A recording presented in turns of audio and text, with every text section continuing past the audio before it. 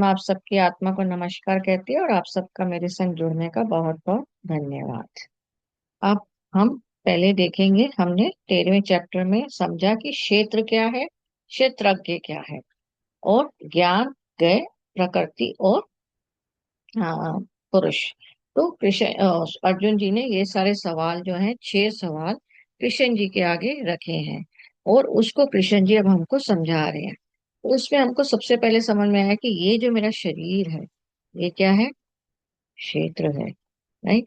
तो ये मेरा शरीर क्षेत्र है और इसकी जानकारी जो मैं रखती हूँ वो क्या है? क्षेत्रज्ञ। तो इस तरीके से हम समझ सकते हैं कि क्षेत्र क्षेत्रज्ञ तो मतलब बॉडी और सोल। ठीक है ना, बॉडी है पर इसके अंदर की जानकारी किसकी रखनी है मुझको? सोल की। तो वो सोल क्या है? क्षेत्रज्ञ। अब इसको अगर ध्यान से एक बार समझें तो अभी इसमें क्या है, तो इसमें हमें ये समझ में आ गया कि आत्मा की मुझे जानकारी रखनी है। और आत्मा क्या है? जिस शरीर में आती है उस टाइप का रूप धारण कर लेती है। अगर वो शेर की शरीर में आती है तो शेर का रूप धारण कर लेती है, राइट। अगर मनुष्य के शरीर में आती है तो मनुष्य का रूप धारण कर लेती है। तो आत्मा वैसा रूप धारण कर लेती है और चेतना उसी प्रकार से कार्य करना शुरू कर देती है, मतलब गति देती है उसको, है ना। तो अब हमें यही समझ आ गया। अब इसी में ही उन्होंने क्षेत्र क्षेत्रज्ञ के बारे में क्या बोला अगले श्लोक में कृष्ण जी ने, कि ये जो मैं ज्ञान तुमको देने जा रहा हूँ, ये ज्ञान जो है बहुत सारा ऋषियों ने दिया हुआ है, बहुत सारे वेदों में इसका जानकारी है, विविध विविध वेद मंत्रों में है, राइट। और ये जो ज्ञान मैं देने जा रहा हूँ वेदों में है, उपनिषदों के द्वारा भी दिया गया है, ब्रह्म सूत्र के द्वारा भी दिया गया है, राइट। तो उन्होंने हमें बताया ना, ब्रह्म सूत्र लिखा हुआ ना, ब्रह्म सूत्र पद शचय। तो वो सबसे ज्यादा ये ज्ञान कहाँ से बता रहे हैं? ब्रह्म सूत्र में। तो वो बोले हैं कि ये वाला ज्ञान जो है अलग अलग वेदों में, अलग अलग ऋषियों द्वारा, अलग अलग उपनिषदों में, ब्रह्म सूत्र में, बहुत सब जगहों पे इस ज्ञान के बारे में नॉलेज है। और वो ही मैं तुमको थोड़ा संक्षिप्त करके, मतलब थोड़ा कम करके, क्योंकि इतना एलैबोरेट करना मुश्किल है इस समय क्योंकि हम युद्ध भूमि में खड़े हैं। तो मैं थोड़ा सा संक्षिप्त वे में तुमको बता देता हूँ। तो मतलब यहाँ से वो वेदों के ज्ञान देने जा रहे हैं। जो अगले 6 चैप्टर्स हैं वो हमारे सारा वेद है। तो अगर वेद किसी को पढ़ने हैं तो गीता पहले पढ़ ले, फिर वेद पढ़ेगा तो उसको इजी लगते हैं वेद। पर वेद डायरेक्टली स्टार्ट करने में समटाइम्स मुश्किल होती है, क्योंकि गीता में बहुत सरलता से उन कृष्ण जी ने इन सब चीजों का विवरण किया है, जिसको वो भी संक्षेप कह रहे हैं क्योंकि वेदों में इसको और भी इलेबोरेटेड फॉर्म में है। तो उन्होंने सारी नॉलेज यहीं पे ही दे दी है। पर यहाँ ये एक देखिए कि अभी देखिए, तो उन्होंने हमें भक्ति योग लास्ट चैप्टर में कंप्लीट किया था 12 में। अगर चाहते तो वहीं खत्म हो जाता, पर हमको कंप्लीट नॉलेज देने के लिए वेद व्यास जी ने क्या किया? गीता के बहाने पूरा ही बता दिया। कृष्ण जी और अर्जुन का संवाद के हिसाब से देखा जाए तो क्या हो रहा है, हम आम मनुष्य को पूरा वेद संक्षिप्त में बताए जा रहे हैं। और डायरेक्टली 13 से स्टार्ट कर दिया जाता अगर हमारे लिए, तो हमको कभी समझ नहीं आते। मतलब वो पुराने 12 चैप्टर्स की नॉलेज होगी तो मैं आगे के ये चैप्टर्स को और अच्छे से समझ सकूंगी। डायरेक्ट इससे थोड़ा सा वो है। यही जो है इसके अगले श्लोक में वो बता रहे हैं, पंच महाभूत अहंकार बुद्धि मूल प्रकृति तथा 10 इंद्रियां, एक मन, 5 इंद्रियां विषय अर्थात शब्द स्पर्श रूप रस और गंध। अब उन्होंने पूरा क्षेत्र को समझा दिया कि क्षेत्र में क्या क्या है। तो उन्होंने बोला, हम लोग क्या मान रहे थे अभी अभी तक हम देख रहे थे ना, मन बुद्धि चित्त अहंकार, जिसमें हम कहते हैं 10 इंद्रियां हैं हमारे पास, ज्ञानेंद्रियां हैं, कर्मेंद्रियां हैं। अब उन्होंने बताया कि ये टोटल जो क्षेत्र है ये किन चीजों से बना हुआ है? 24 तत्वों से बना हुआ है। इसी का जिक्र हमारा त्रिपुरा रहस्य में भी आता है, जिसमें दत्तात्रेय परशुराम जी को बता रहे हैं ये 24 तत्व। और उसमें उन्होंने क्या किया, इन 24 तत्व को 24 गुरुओं के हिसाब से समझाया। कि सूरज से मैंने अग्नि का ज्ञान लिया, इससे मैंने इसको जाना, भंवरे से मैंने ये सीखा, भंवरे से मैंने, उन्होंने वो बोला था शायद जैसे ऐसे ऐसे करते ना हमिंग साउंड सीखी। तो इस तरीके से उन्होंने हाँ त्रिपुरा रहस्य में क्या किया हुआ, इन्हीं 24 तत्वों का वर्णन है। पर यहाँ पर वो जो बता रहे हैं वो ब्रह्म सूत्र से बता रहे हैं कृष्ण जी। तो उसमें हमारा क्या है, उन्होंने बताया हुआ है। और यही अगर हम इसको गीता के थ्रू अब जब हमें ये समझ में आ जाएंगे 24 तत्व, तो अगर हम और आगे बढ़ते जाएं तो श्री विद्या में इन्हीं में 11 और ऐड होके 36 तत्वों का गुण बताए हुए हैं। मतलब ये क्षेत्र 36 तत्व हैं। पर अभी हमारे लिए इस मोमेंट में कितनी जानकारी है, 24 तत्वों के लिए। तो 24 तत्वों में अभी हमने ये मान ही लिया कि हमारा शरीर क्या है, पंचभूतों से बना हुआ है ना। भगवान, भ भूमि, व वायु, आ अग्नि, फिर न नीर, और आकाश। ठीक है ना, ग से गगन, ठीक है ना। तो भगवान, तो हमारे ये क्या है, पंचभूतों से बना हुआ है, मतलब 5 तत्व तो ये हो गए। अब 5 तत्वों से बना हुआ है तो क्या है ये, वो क्या है 5 तत्व, ये मेरा जो बाहरी शरीर, मतलब ये जो स्थूल शरीर है, ये 5 महाभूतों से बना हुआ है। अब ये 5 महाभूतों से बना हुआ है तो इसमें आप ऐसे ले सकते हैं कि जैसे ये हमारी बॉडी हो गई, तो इसमें बॉडी में सबसे हार्ड चीज क्या है, हड्डी। हड्डी क्या है, भूमि तत्व है। तो इसीलिए जब जलाते हैं तो क्या होता है, हड्डियां रह जाती हैं, है ना, ठोस। राइट। और अगर दफनाया भी जाए अगर किसी को, तो किसी धर्म में दफनाया जाता है ना, तो उसमें भी क्या होता है, बॉडी पहले ये स्किन वो खत्म हो जाती है, पर हड्डियां पड़ी रहती हैं उसमें, बॉडी में भी, उसमें मिट्टी में भी। तो हमारी हड्डियां क्या हो गई, हमारे पास हड्डियां हो गई पृथ्वी तक। राइट। जिसको हम अपना स्थूल शरीर में 5 महाभूतों को अब हम समझ रहे हैं। अब जल तत्व क्या है, तरल। तरल है ना। और जल को आप स्पर्श भी कर सकते हैं और देख भी सकते हैं, और उसका स्वाद भी है। अगर जल को देखो तो स्वाद है ना। जल को हम स्वाद कर सकते हैं, खारा पानी, मीठा पानी, नमकीन पानी। तो जल तत्व जो है उसमें एक स्वाद भी है। वो मेरी बॉडी में क्या है, खून। जो मेरी बॉडी का जो खून है, वो क्या है, जल तत्व। नाक बहना, जल तत्व। गाढ़े रूप में है पर है तो तरल ना। तो नाक बहना, थूक, ये जो थूक आ रही है क्या है, जल तत्व। राइट। अब थूक का स्वाद होता है ना, इवन नाक में भी अगर हो तो सॉल्टी होता है। अगर ये जो हमारा म्यूकस होता है नाक का, वो सॉल्टी होता है। तो इसमें क्या है, इसमें स्वाद भी है। फिर उसके बाद आपका क्या आ जाता है, वायु तत्व। अब वायु तत्व में आपके पास क्या है, सांस। आप सांस ले रहे हैं ना, तो सांस लेना। हम्म। फिर उंगली को चटकना, अगर जैसे मैं ये चटकूं तो आवाज आती है ना कईयों के, तो क्या है, वायु तत्व। हाँ। तो वो क्या है आपका, वायु तत्व। तो इसलिए जो जॉइंट्स पेन होते हैं, मतलब वायु तत्व खराब हो रहा है। तो जॉइंट्स पेन डायरेक्टली समझाता है कि आपका वायु तत्व क्या है, खराब हो रहा है। फिर आ गया आगे अग्नि तत्व। अब अग्नि तत्व में हमारा क्या होता है, ओके। वायु तत्व में हम ये भी ले सकते हैं ना, आंखों को झपकाते हैं तो वायु निमिष, पढ़ा था ना हमने, निमिष में आईज को झपकाते हैं। तो वो भी क्या है हमारा, वायु तत्व है, आंखों को झपकाना। इवन ये बोल जो मैं रही हूँ, ये क्या है, वायु के जोड़ा है। ठीक है। तो वायु तत्व जब शुरू हुआ, उसके बाद क्या हुआ, इन ध्वनियों के हिसाब से ही संस्कृत भाषा बनी। राइट। तो संस्कृत भाषा में क्या है, संस्कृत भाषा में हमारे जो आवाजों की हमिंग साउंड्स है, उनसे अक्षर बने हुए हैं, जिसी से हमारी हिंदी है। हिंदी हमारी संस्कृत भाषा से निकली हुई है, इसलिए क ख ग घ ऐसे करके च छ जाए। मतलब इसका एक प्रॉपर पैटर्न है। ये नहीं हो सकता कि क ख ग पहले आएगा यानी, और व्यंजन पहले ऊपर ही आएंगे। मतलब व्यंजन क्या होते हैं, वॉवल्स इंग्लिश में। तो वॉवल्स ऊपर है। अगर आप इंग्लिश लैंग्वेज देखें तो ABCD में क्या होता है, ए वॉवल है, फिर बीच में फिर कॉन्सोनेंट्स आ गए, फिर कोई वॉवल आता है, आई ऐसे ई आता है। पर इसमें क्या है, एक पैटर्न से है कि पहले सारे वॉवल्स हैं जो हमारे इन साउंड्स को, व्यंजन के हैं जो हमारे इन स्वरों को वो देते हैं, हमिंग साउंड्स देते हैं। और उन स्वरों को भी, उसमें क से ग पहले वाला आएगा, फिर च से छ आएगा। वो हमारे जीभ की मूवमेंट्स के हिसाब से है। राइट। कि हम बोल कैसे रहे हैं, तो हम बोल, अगर हम दो होठों को चिपक रहे हैं तो म वाले आवाजें आएंगी। अगर हमारा तालू से लग रहा है जीभ तो ये वाला साउंड आएगा, तो उसमें वो वाले आएंगे। तो इस तरीके से मतलब वर्णमाला हमारी बनी हुई है। तो वर्ण माला इसलिए कहा है क्योंकि माला में क्या होता है, सुंदरता से पिरोया जाता है ना, तो इसलिए वर्ण माला कहा गया है हमारे खा गा पे। राइट। तो इसका डिस्क्रिप्शन हम यहाँ नहीं कर रहे, पर इसका भी एक प्रॉपर डिस्क्रिप्शन है। अगर हम वेदों में पढ़ें तो। फिर आ गया अग्नि तत्व, ठीक है, वायु तत्व हमारा हो गया, स्वर भी जो हमारे निकल रहे हैं वो वायु तत्व से है। फिर आ गया अग्नि तत्व। अब अग्नि तत्व हमारे अंदर क्या है, अग्नि तत्व को आप पकड़ नहीं सकते हैं, देख सकते हैं, देख सकती हो ना मैं, अग्नि दिखती है, पर पकड़ तो नहीं सकती ना, हाथ जल जाएगा, राइट। तो उसको महसूस कर सकते हैं, हाथ रब किए गर्म हो गए, तो महसूस कर सकते हो, गर्म हो गया।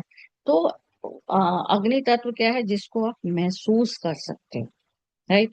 तो अग्नि तत्व से आपका क्या है, महसूस करना। फिर उसके बाद आपका आ जाता है, अम, क्या कह सकते हैं, ओके, अग्नि तत्व में आपका एसिडिटी। एसिडिटी में आपका क्या होता है, आपकी जब पेट में, हम लोग मानते हैं ना नाभि में हमारा अग्नि तत्व है, तो हमारा जो अग्नि तत्व जब पेट में ऐसा होता है, तो एसिडिटी में क्या होता है, डकार से आते हैं, है ना। तो वो जो डकार आते हैं वो क्या है, अग्नि तत्व का, कि अग्नि तत्व खराब है, इसलिए पेट की खराबी की सारी जो समस्याएं हैं वो किससे रिलेटेड होती हैं, अग्नि तत्व से। तो हमको अपना अग्नि तत्व सुधारना है। अग्नि तत्व सुधारना मतलब नाभि तक सांस ली, ये छोड़ दी, तो अग्नि तत्व आपका सुधर जाएगा।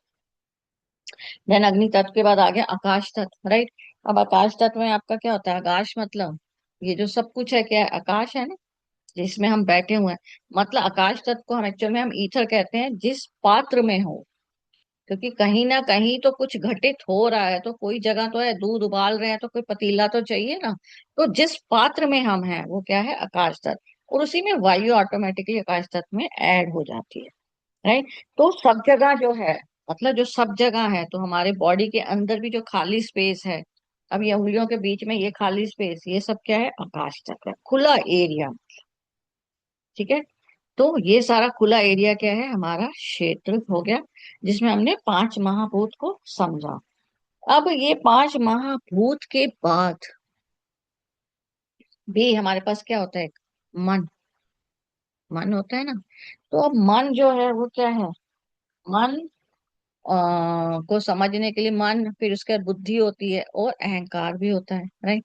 अब इन सबको समझने के लिए अगर मैं कहूँ कि मैं सीमा हूं, तो ये क्या हो गया, कि मेरी आइडेंटिटी, मतलब अहंकार, राइट। अभी हमारा क्या है कि हम इस अहंकार को इस शरीर के हिसाब से ज्यादा यूज करते हैं, कि मैं सीमा हूँ, मैं उस पोस्ट पे लगी हुई हूँ, तो हम अपनी आइडेंटिटी के हिसाब से दूसरों पे रूल करने की कोशिश करते हैं, मतलब हम शरीर के थ्रू द्वारा ज्यादा काम करते हैं। अगर मेरी आइडेंटिटी सिर्फ इस शरीर के हिसाब से तो नहीं है ना, मेरी नेचर, प्योर नेचर क्या है, वो तो ये शरीर नहीं है ना। पर हम लोग क्या करते हैं, हम इसी के हिसाब से चलते हैं, इवन हम फ्रेंड्स भी इसी हिसाब से बनाते हैं। अगर कोई सीईओ है, हम उसको फ्रेंड बनाना चाहते हैं, क्यों, क्योंकि अरे यार सीईओ है, ये डायरेक्टर है। तो ये शरीर की आइडेंटिटी के थ्रू, अहंकार के थ्रू हम क्या कर रहे हैं, हम अपनी फ्रेंडशिप्स बनाते हैं कि काम आएगा ये। तो ये हमारा क्या हो गया, ये तो शरीर हो गया, है ना। पर हमारे शरीर के अंदर जो मन है, अब ये मन जो है ये कैसे कार्य कर रहा है। अब ये अगर आप सपोज सो रहे हैं, राइट, अगर आप जब सो जाते हैं तो आपका शरीर तो सो रहा होता है, पर फिर भी आप अपने नींद में अपने आप को देखते हैं, कई बार पूरा का पूरा देखते हैं। इनफैक्ट लेट किसी रिश्तेदार को भी उसके अंदर देख लेते हैं, कि उस रिश्तेदार के साथ मैं घूमने गई हुई थी या वो ऐसे। तो हम लोग अपने शरीर के साथ अपने प्रियजन के शरीर को भी देख लेते हैं। तो वो किसको देख रहे हैं, मतलब ये स्थूल शरीर को नहीं देख रहे, क्योंकि स्थूल शरीर तो सो रहा है, बॉडी, बॉडी तो बेड पे सो रही है ना। तो हम किसको देख रहे हैं, तब हम देख रहे हैं अपने सूक्ष्म शरीर को। उस सूक्ष्म शरीर में क्या है, मन बुद्धि अहंकार, ठीक है। तो हमारे पास क्षेत्र स्थूल शरीर, दूसरा क्षेत्र मन बुद्धि अहंकार का क्षेत्र, जो क्या है हमारा सूक्ष्म शरीर, जो मेरे इसके अंदर ही है, राइट। तो पांच ये हो गए, और मन बुद्धि अहंकार भी हमें समझ में आ गया, राइट। तो अंतर मन जो है हमारा, वो हमको क्या करता है, अंतर मन काम किससे कर रहा है, मतलब अगर मैं सो रही हूँ, अब मैं सो रही हूँ और मैं अपने शरीर को वो भी देख रही हूँ, तो मतलब ये दो तो मैं हो गए ना। एक तो शरीर है जो सो रहा है, और दूसरा शरीर जो है सपने में है। तो दो मैं तो अभी मुझे पता चल गए अपने अंदर, राइट। और ये दो मैं किसके थ्रू पता चले, मेरी बुद्धि के थ्रू, राइट। तो हमारा मन बुद्धि हो गया, और हाँ, शरीर मन बुद्धि हो गया, और तीसरा क्या होता है? अहंकार। ठीक है ना। तो हमारा नन बुद्धि अहंकार, अब ये हमारे इसके बाद ये सब जो है, ये सब हमारा जो बन रहे हैं, ये मन बुद्धि अहंकार, ये सब हमारा किसके हिसाब से चल रहा है? ये हमारा किसके हिसाब से चल रहा है? हमारे गुणों के हिसाब से हमारा डेवलप हो रहा है, कि मेरे पे जिस टाइप के गुण है उस हिसाब से मैं डेवलप हो रहा है। और डेवलप किसके हो रहे हैं? माँ के गर्भ में। नहीं, तो माँ के गर्भ में हम पिंड रूप में आते हैं, और ये हमारे पांच महाभूत और ये सारी जो डेवलपमेंट्स हो रही हैं, मतलब ये 24 तत्वों से मैं बनती हूँ। तो मैंने मन का फिगर बताया था ना, एक खोपड़ी और एक छोटी सी ऐसे टेल बोन है, जो हमारी रीढ़ की हड्डी का रूप ले लेगी, और वो ऊपर का हिस्सा जो था स्पर्म का, वो क्या हो जाएगा? खोपड़ी बन जाएगी। और उसके आसपास की स्किन डेवलपमेंट होगी, आंख नाक ये सब बनेंगे, पंचभूत बनेंगे, बुद्धि बनेगी, मन बनेगी। ये माँ के गर्भ में ही सब डेवलपमेंट हो जाएगी। तो ये 24 तत्व कहाँ बन रहे हैं? माँ के गर्भ में ही। राइट। अब 24 तत्व में हमने अभी देख लिया पंच महाभूत, फिर मन बुद्धि अहंकार भी हमने देख लिया। अब हमारी आ जाएंगी इंद्रियां। नौ इंद्रियों में अब हमारे पास पहली कौन सी है? पांच इंद्रियां में ज्ञानेंद्रियां। राइट। तो आपके पास पहली कौन सी है? पांच ज्ञानेंद्रियां, जिनके थ्रू हम ज्ञान ले रहे हैं। कान, आंख, नाक, जीभ और स्पर्श, त्वचा मतलब। राइट। तो कान से क्या कर रहे हो? सुन रहे हो ना। कान से आप सुन रहे हैं, तो मतलब आप कुछ सुनने का, मीठी आवाज है, कर्कश आवाज है, तो मतलब आप कुछ सुन के ज्ञान प्राप्त कर रहे हो। राइट। जैसे ये मैं आपको बोल रही हूँ, ये भी तो ज्ञान ही हो गया ना, आपको ज्ञान मिल रहा है, आप इसको सुन रहे हैं। और मैं बोल किससे रही हूँ? मुंह के थ्रू। ठीक है। आंख, आंख से क्या होता है? नेत्रों से हम देखते हैं, कोई चीजें हमें अच्छी लगती हैं, कुछ चीजें हमें बुरी लगती हैं। फिर जीभ हो गई, जीभ में कुछ टच करते हैं तो कुछ लगता है ना, ये तो मीठा है, अरे ये तो खट्टा है, तो स्वाद है उसमें भी, है ना। तो ज्ञानेंद्रियां, जिससे हमें ज्ञान प्राप्त हो रहा है कि अरे हम आंख से ऐसा अच्छा बुरा देख रहे हैं, कान से अच्छा बुरा सुन रहे हैं, जीभ से हमको टेस्ट हो रहा है, इनसे हमें क्या लग रहा है? हाँ, टच फीलिंग हो रही है ना, रफनेस की फीलिंग हो रही है, स्मूथनेस की फीलिंग हो रही है। और उसका नाक, नाक से हमें स्मेल अच्छी नहीं आ रही, अरे आज तो बड़ी सुगंध आ रही है रोज की, है ना। तो ये सब क्या हो गया? आपकी ज्ञानेंद्रियां। तो ये ज्ञानेंद्रियां के बाद आपकी क्या है? पांच कामेंद्रियां। अब पांच कामेंद्रियां क्या हो गई? दो हाथ काम करते हो ना इससे, दो पैर, इससे हम चलते हैं, तो दो हाथ हो गए, दो पैर हो गए, वाणी हो गई जो मैं बोल रही हूँ। ठीक है। अब ये वाणी के बाद फिर मेरा गुदा एरिया और मूल मूत्र का एरिया, मतलब reproductive organs and excretory organs. ठीक है। तो ये पांच हमारे क्या हो गई? हमारी कामेंद्रियां हो गई। राइट। अब इनके उसके बाद वो क्या बोल रहे हैं? इंद्रियों के विषय। अब इंद्रियों के विषय क्या हुए? अब आप क्या कर रहे हो? नाक से आप क्या कर रहे हो? गंध, है ना। विषय क्या हो गया? नाक से तो आप गंध का ले रहे हो, फिर जीभ से आप स्वाद का ले रहे हो, ठीक है ना, रस का ले रहे हो, मतलब स्वाद हो गया। फिर आंख से आप रूप का ले रहे हो, त्वचा से आप स्पर्श का ले रहे हो, और कान से आप ध्वनि का ले रहे हो। तो ये हमारे उसके विषय हो गए। ठीक है। अब हमें ये समझ में आ गया कि मेरा एक क्षेत्र तो स्थूल शरीर है और एक क्षेत्र सूक्ष्म शरीर है। सूक्ष्म शरीर में मन बुद्धि अहंकार, तो ये टोटल कितने हो गए? पांच महाभूत, पांच ज्ञानेंद्रियां, पांच कर्मेंद्रियां, 15। फिर पांच विषय हो गए इनके, 20। फिर मन बुद्धि अहंकार, मन बुद्धि अहंकार, और ये हो गया आपके 23। अब इसका लास्ट क्या रह गया? एक और रह गया, मतलब 24वां। वो क्या है? इसकी चेतना, जिसको हम कई बार चित्त भी कह देते हैं।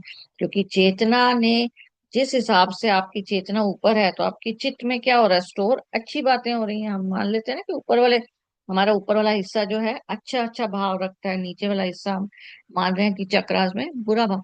तो चेतना जिस प्रकार में है, मतलब चित्त जिस प्रकार से है। पांचवा क्या हो गया? चेतना या चित्त। अब ये जो चेतना है, ये क्या है? हमें दिखती तो नहीं है ना। अब ये दिखती नहीं है, राइट। मन भी नहीं दिखता, बुद्धि भी नहीं दिखती, तो सूक्ष्म शरीर के पार्ट्स हमें दिखेंगे नहीं, स्थूल वाले हमको दिख जाएंगे। अब इसमें अगर दिखती नहीं है तो हम फिर भी इनके लिए हम कहते हैं कि हम इन्हें कैसे देखें एंड ऑल। पर आपने कभी सोचा इलेक्ट्रिसिटी हमें दिखती है? नो, इलेक्ट्रिसिटी नहीं दिखती है। पर इलेक्ट्रिसिटी क्या है, फ्रिज में आ गई तो फ्रिज में ठंडा कर देती है, वही इलेक्ट्रिसिटी माइक्रोवेव में आ गई तो उसको गर्म कर रही है। वही इलेक्ट्रिसिटी पंखे में आ गई तो फैन चल रहा है ना, गति दे रहा है उसको। तो इसी तरीके से लग रहा है ना हमारे जैसा ही कुछ। फिर वही इलेक्ट्रिसिटी, लेट इट बी, बिजली उसमें आ गई, लाइट में मतलब बिजली में आई तो हमें प्रकाश दे रही है। तो मतलब इलेक्ट्रिसिटी जो है वो क्या है, वो तो नहीं दिखती ना। तो मतलब ये वाली फॉर्म क्या होती है, इस फॉर्म को हम बोलते हैं अव्यक्त फॉर्म। तो चेतना हमारी अव्यक्त फॉर्म में है, और वो चेतना किस हिसाब से डेवलप हो रही है, हमारे गुणों के हिसाब से, मतलब चित्त में हमारे जैसे गुण थे उसके हिसाब से हमारी ये डेवलप हो रही है। तो अब मुझे अच्छे से समझ में आ गया कि क्षेत्र क्या है, मेरा शरीर, और क्षेत्रज्ञ क्या है, इस शरीर की मालकिन या मालिक, मतलब मेरी आत्मा। ठीक है, तो क्षेत्रज्ञ हमको अच्छे से क्लियर हो गया, जिसमें हमें ये पता चल गया कि ये हमारी बॉडी ही है।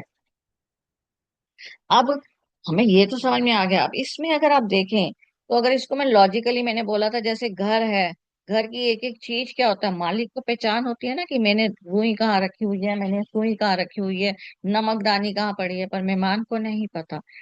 अब इस तरीके से इसका मतलब, अगर कोई कहता है आप कहाँ रहते हो, तो मैंने बोला जी ओके जी, हाँ लेट इट बी गांधीनगर।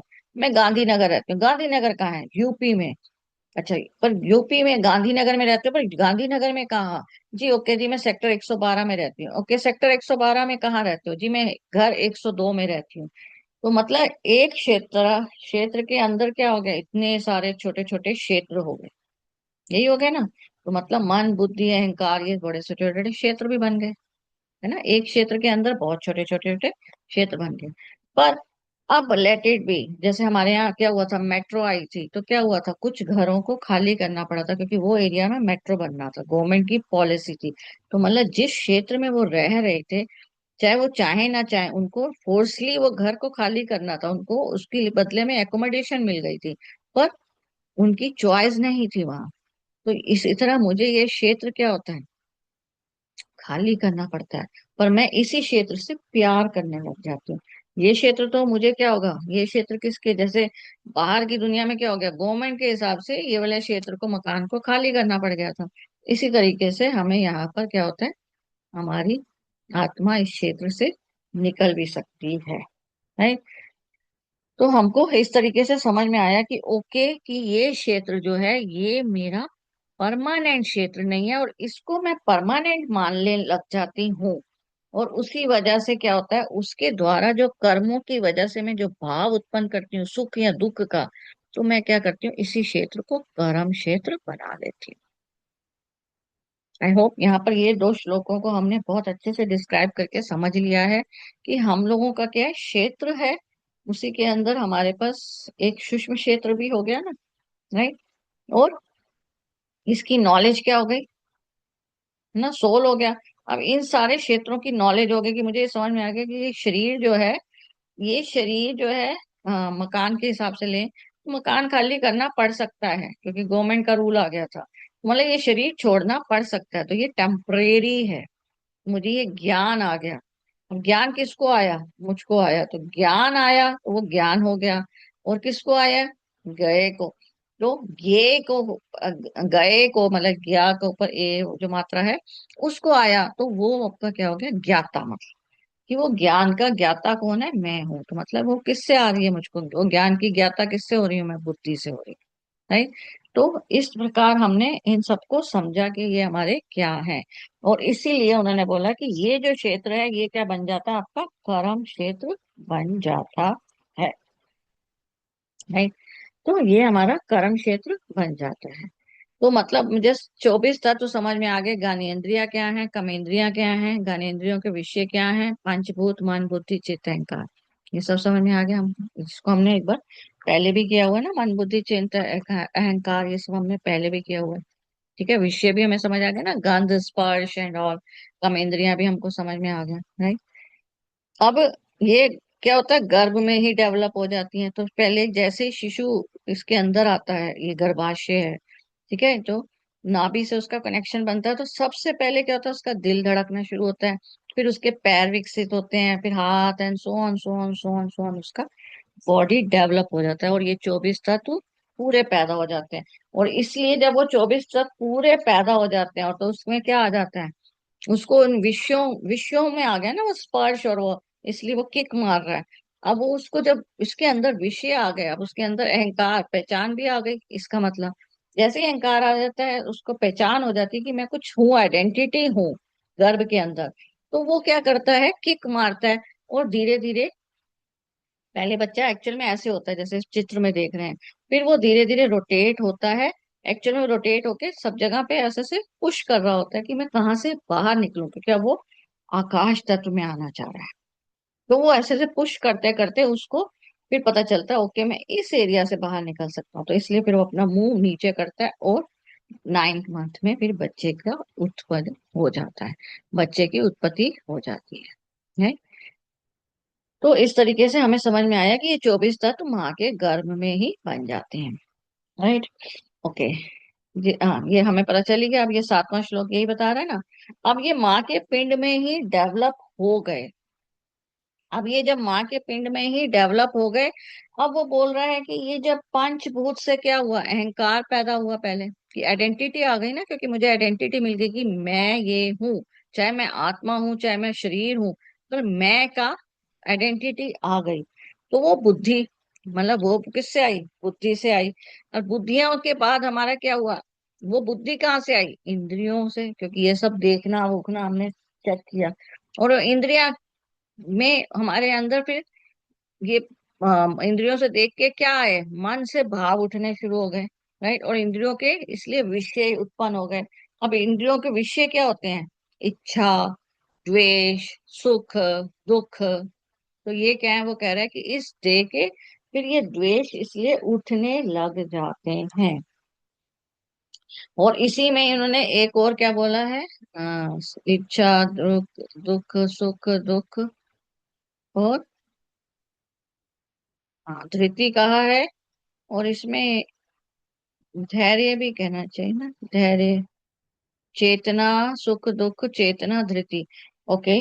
तो इसमें एक और क्या है, धैर्य भी है ना। धैर्य में आपका बेसिकली क्या है, आप कभी ध्यान दीजिए, आप दुख में कितने भी दुखी हो, उसके बाद क्या होता है, हम शरीर तो नहीं छोड़ते हैं ना। वो समय कट जाता है, फिर बाद में हमें ये लगता है ठीक ही था, वक्त तो ठीक से निकल ही गया। घर के बुजुर्गों को कभी देखो तो हमेशा इस तरीके से ही बात करते हैं, हाँ वक्त सा निकल गया, अच्छे से ही निकल गया, आराम से हो ही गए थे सारे काम। तो ये धैर्य की वजह से हम एग्जिस्ट कर पा रहे हैं, इस धैर्य की वजह से हम चल पा रहे हैं, हम इस जिंदगी को जी पा रहे हैं, चाहे हम उस समय सुखी हो रहे हैं या दुखी हो रहे हैं, हमारे अंदर इच्छाएं प्रकट हो रही हैं, द्वेष हो रहे हैं, पर समय फिर भी कट जाता है। वो इस श्लोक के हिसाब से ये बता रहे हैं कि समय फिर भी कट जाता है। तो इसी श्लोक को हम और आगे धीरे धीरे और समझेंगे, क्योंकि ये अभी क्या बता रहे हैं कि विकार, और ऊपर वाले जो थे हमने 24 तत्व किए थे वो क्या थे, उसमें उन्होंने ये भी समझाया है कि वो क्या है, वो हमारे 24 तत्व हमारे भी हैं पर प्रकृति के भी हैं। उस चीज को हम इन दोनों श्लोकों को प्रकृति के हैं, और ये ले सुख दुख, इच्छा द्वेष, ये सिर्फ इस क्षेत्र के हैं।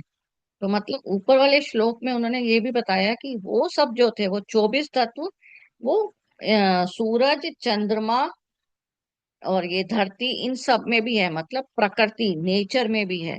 अब ये कैसे है, क्योंकि मैंने आपको पहले भी बोला था ना, हमारी बॉडी में भी ग्रहों का असर होता है। तो एक्चुअल में क्या है कि जैसे सैटर्न है, वो शनि महाराज जैसे हो गए, तो शनि कहते नहीं हमारे अंदर की, हमारे में शनि की गति चल रही है, तो शनि जी का क्या हुआ, शनि जी का प्रभाव चल रहा है।